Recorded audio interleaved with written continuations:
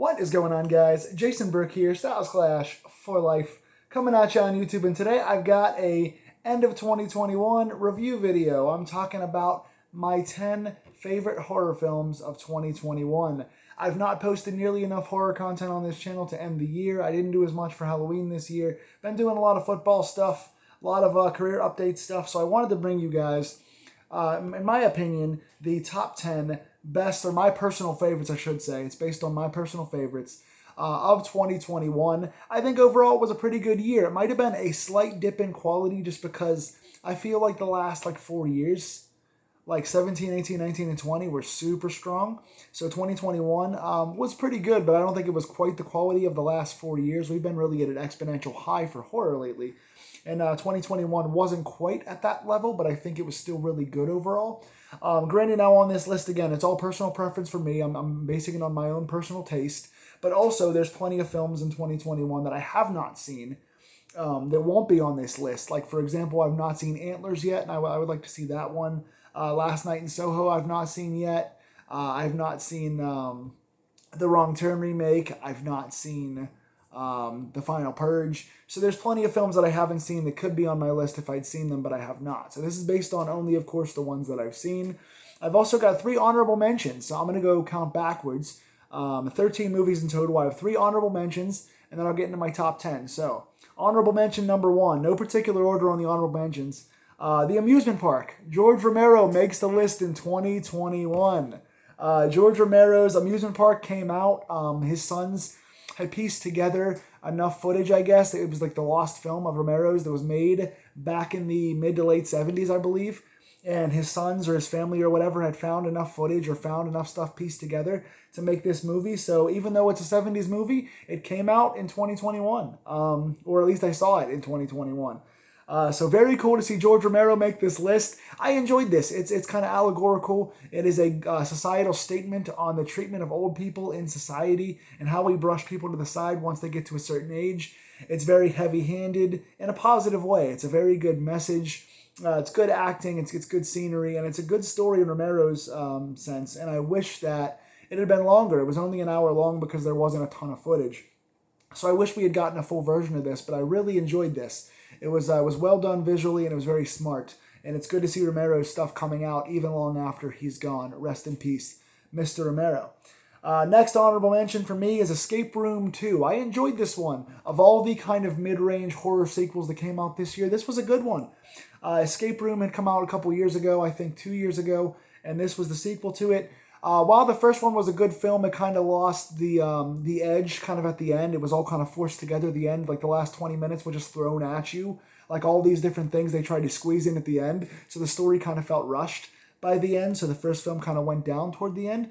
This one is pretty solid. I actually enjoyed this sequel better than the original. It's not a perfect film by any means, but it is a fun kind of puzzle movie in the reference of like Jigsaw, like the Saw movies and the Cube movies and stuff like that. So it is a fun little slasher where survivors try to get through room to room. This one is Tournament of Champions, so it's previous survivors and a couple callbacks to the original film. So good storytelling, more coherent and better paced than the first film in my opinion, so it is worth my top 13. Final honorable mention for this year, I want to give a shout out to Lucky. I really enjoyed Lucky. This was a film that I found via Shudder. It did pretty well in the festivals this year and came out on Shudder. Very strong, another societal piece, another statement piece, directed and written by women, I believe, and it was essentially kind of how men tend to kind of mansplain and kind of overshout and kind of condescend to women and don't believe them. And so it kind of mirrored society and kind of all the stuff with the Me Too movement and all the things that are going on in the world right now. So it is a literal, very visually stunning piece and a literal piece of like what is portrayed as a mental breakdown from a man's perspective to a woman. In reality, the woman is just trying to prove what's going on around her, and the men in her life won't listen to her. So very strong message, very well told story, very visually solid story, has a lot of good psychological tones to it. Really enjoyed that one. Now we're into our top 10 for the year. Number 10 for me, counting backwards, Halloween Kills. This one you might think is low on the list, but I want to give some more shout outs to a couple things that are lesser known on streaming devices and kind of indie films. Halloween Kills was one of those films. It's very divisive. You love it or you hate it. I've already done breakdowns on this film and most of the ones I'm going to talk about on this channel already. So if you want to see reviews for most of these films, go back to my channel and check those out. I did a long form review on Halloween Kills already, so there's no reason to get back into the pluses and minuses of the film. I like how they used continuity, but I also scratched my head at a couple of the choices where they changed some continuity things. So some good choices, some bad, some really positive, some really negative. Very divisive film, and while it's not a great movie, it does hold up pretty well in terms of the recent Halloween releases and kind of adding on to their news story of this new latest kind of sequel reboot situation. So while I didn't love Halloween Kills, I did like it quite a lot. Made enough to be on this list. Number 10. Number 9 was Things Heard and Seen. It was a early 2021 release that I saw streamed on Netflix. Really enjoyed this one. I think it was Kevin Bacon and Amanda Seyfried, I believe.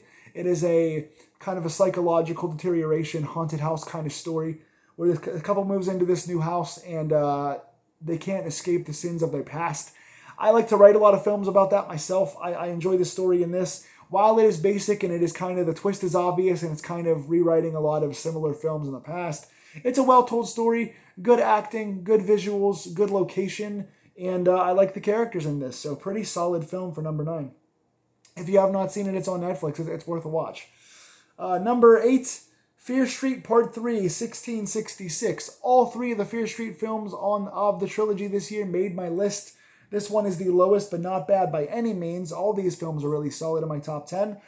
Fear Street Part 3 in 1666 was the Salem Witch Trials episode that kind of brought the original cast back in older characters in the 1600s and told the forbidden love and forbidden voice stories of the witches back in the day, and wraps up the trilogy that came out on Netflix this year. So if you guys like old nostalgic R.L. Stein's stories and Fear Street books and stuff like that, we get a 3-part, 3-movie series on Netflix this year, all of which were very good. This was my least favorite of the 3, but I still enjoyed it quite a bit. So if you get a chance, go check those out. Number 7, Till Death, another Netflix release. Really enjoyed this one. It's very similar to Gerald's Game on Netflix also, from Mike Flanagan. Really enjoyed this one. It is Megan Fox, I believe. I think it's Megan Fox. Basically trying to get away from her terrible marriage that she's stuck in, and she winds up handcuffed to her husband, who winds up dead. So she has to survive handcuffed to her husband. In Gerald's Game, the girl was handcuffed to her bedpost trying to survive. In this one, Megan Fox has to drag around her husband's corpse. So pretty fun survival film, minimalist film that does a lot with a little bit. And I really enjoyed it. I think it's currently on Netflix, so go check that one out as well. Number 6, really underrated one. I love this gem right here, Jacob's Wife. Found this one. I believe this one was on Shudder. Pretty sure that's where I saw this one. Barbara Crampton. It is a modern retelling of kind of a witchy / werewolf film. I guess there's some kind of magic in there. There's some supernatural. There's some werewolf tendencies in there.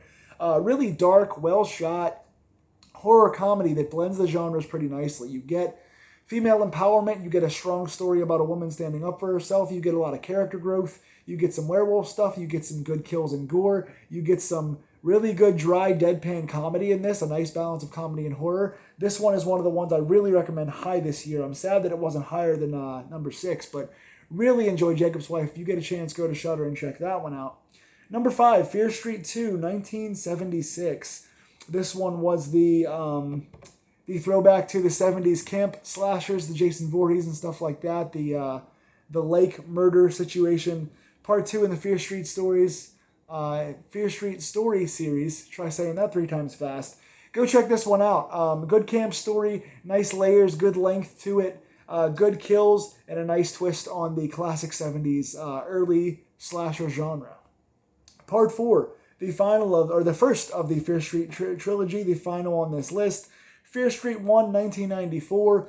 It is your classic whodunit in the vein of Scream. It is a well-lit, well-acted story that introduces us to the characters that we'd be following throughout the different stories, and time-jumping to all the different genres. Fear Street did a nice job of telling 3 individual movies that all tie together as a nice, cohesive bow, and they all tell distinctive time periods. This one, 94, obviously was the whodunit stuff just before Scream came out. So really self-aware, forward, well-lit, well-shot, fun trilogy. And this one, I think, is the most cohesive and most quickly paced of the three stories. Now we're into our top three for the year. Number three is my biggest theatrical release of the year that I saw in theaters. Candyman, 2021's Candyman. Much like Halloween Kills, this was a divisive film. I already did a deep dive review on this, so go check it out on my channel. The whole thing is there for the pluses and minuses. But with this one, much like Halloween Kills, they did a lot of homages and throwbacks to the original story and continued a lot of things from the original Candyman movie, while also kind of making a few weird choices and changing a few things in the lore to kind of expand things. With that said, Nia DaCosta directing and Jordan Peele producing did a nice job in throwing back to some of that continuity, continuing the story from the original, making it a fresh movie while also feeling like a sequel that is canon to the original and not really taking out a lot of the stuff from the other sequels while ignoring them in canon. I'm not going to give anything away. It's still a fairly new movie, but I like the way this is shot. It's super creative in the way that it's shot. It does a nice job, as most Jordan Peele things do, in giving a person of color voice to this, having the characters be people of color and kind of giving fresh dialogue and a fresh take. I love the way this story is told. I love the way that it expands the universe and allows itself for sequels. I love the fact that it's current and modern and speaks societally to what's going on in the world. As you've seen with several of my picks on this list, I like stuff with a bigger voice. I like stuff that's psychological. I like stuff that speaks to reality. Candyman does that while also paying homage to the original. So while there are a couple things that kept this from being number one on my list just because of continuity's sake, very good movie. And I would recommend, if you're going to see one film in theaters or one film from theaters from 2021, I would recommend it be this one, Candyman. Number two, Massacre Academy. Some of you guys might say, if you guys aren't local from Pittsburgh or you guys don't follow me on Twitter or Snapchat or Facebook or any of that stuff, you might say, what's Massacre Academy? I haven't heard of that. Well, you should. Massacre Academy is a 2021 release done by a friend of mine, but this is a bias-free review. People involved in this are personal friends of mine and colleagues of mine that I work with in my filmmaking world, but I'm reviewing this entirely as a journalist. I wrote this up for pophorror.com, so if you get a chance to and you want to go more in depth on why this film is so good, check out my review on pophorror.com under Jason Burke. You'll see it on there. This film is a throwback to 80s slashers. It has a lot of feel for Scream in it. Just the way that it's lit and the way that it's colored feels like Scream a lot to me. It is a classic slasher with a lot of whodunit aspects to it. All the characters have through lines, like different storylines. They're recovering from a previous mass murder, so you're seeing how they live through the traumas. All the characters have B storylines running through them, and all the characters have different unique connections to each other. So while you're guessing and trying to figure out who's doing what or why they're doing it, you have a really personal appreciation for the throwback to the genre. There's a lot of love letters. There's a lot of classic horror actors in this. There's a lot of really good, unique music that has kind of that synthy Carpenter 80s feel to it. So you get nostalgia, but you get an update, and you get a lot of through lines. It's not just your basic slasher. There's a lot of stuff going on.